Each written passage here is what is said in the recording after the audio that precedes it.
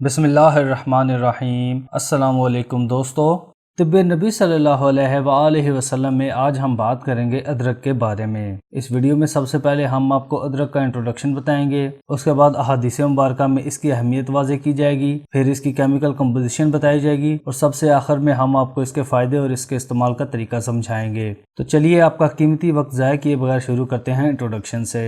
अदरक एक मशहूर सब्जी है जिसे लोग घरों में खाना पकाने में या बाज़ औक़ात अपनी मुनफरिद तेज़ और खुशगवार खुशबू की वजह से मशरूबात को दिलपसंद बनाने में इस्तेमाल करते हैं। दुनिया के अक्सर मुल्कों में अदरक की काश्त होती है। ये उन इलाकों में पाई जाती है जहाँ गर्मी भी हो और बारिश की सालाना मिकदार 80 इंच के करीब हो। अदरक की गांठ में पानी को जज़ब करने की सलाहियत पाई जाती है, जिसकी वजह से सब्जी फरोश इसे पानी में डुबोकर वज़नी कर लेते हैं। अदरक ज़माने कदीम से खुराक को लजीज बनाने और इलाज के लिए इस्तेमाल होती है। इसके घरेलू और तिब्बी इस्तेमाल इतने ज़्यादा हैं कि इनको आसानी से शुमार में लाना मुमकिन नहीं।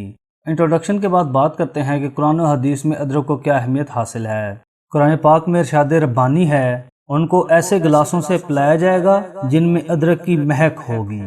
हज़रत अबू सईद रज़ी अल्लाह ताला अन्हु रवायत फरमाते हैं कि शहनशाह रोम ने रसूलुल्लाह सल्लल्लाहु अलैहि वसल्लम की खिदमत अक़दस में अदरक के मुरब्बे का एक मर्तबा तोहफ़ा के तौर पर पेश किया।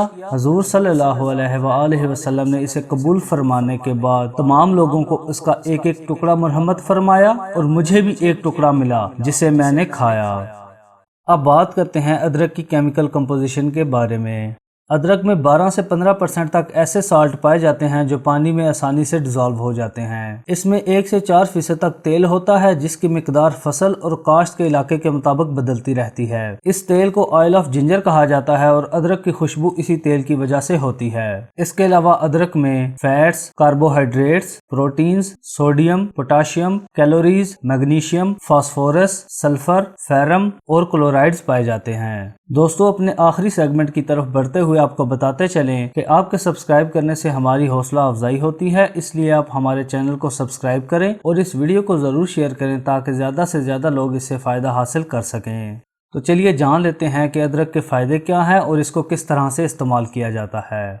शिफा के वो तमाम फ़वाइद जो लहसुन से मौसूम किए जाते हैं वो तमाम के तमाम अदरक में पाए जाते हैं। अदरक खून की नालियों पर जमी हुई चर्बी की तहें उतार देता है। ये दिल के फंक्शन को मजबूत करके दौरान खून में सुस्ती की वजह से पैरों या दूसरे मकामात पर जमा होने वाले पानी को निकाल देता है। अदरक खाने से जब बवासीर में कमी आती है तो ये इस बात का सबूत है कि इसने खून के दौरान को दुरुस्त किया और नालियों के ठहराव को दूर कर दिया। चूँकि अदरक के फ़वाइद इंजीर से मिलते जुलते हैं, इसलिए अगर इनको मिलाकर इस्तेमाल किया जाए तो जल्द फ़ायदा पहुँचता है। अदरक के साथ नमक मिलाकर अगर खाने से पहले खाया जाए तो ये जुबान से मैल उतारता और गले को साफ करता है। डायबिटीज के लिए अदरक के पानी में शहद मिलाकर दिन में बार बार चाटने से फायदा होता है। अदरक जिस्म में गर्मी पैदा करती है और खुराक को हजम करने में मददगार है। ये पेट को नरम करके कब्ज को खत्म करती है और गंदी हवा को निकालती है। ये सांस से बदबू को दूर करके मुंह के खराब जायकों को ठीक करती है। इमाम ज़हबी रहमतुल्लाह अलैह की तहकीकात के मुताबिक मक्खन के साथ अदरक खाने से बलगम खत्म हो जाती है। मछली के साथ अगर अदरक खाई जाए तो ज्यादा प्यास नहीं लगती। ये दिमाग को मजबूत करती और हाफजे की खराबी को दूर करती है।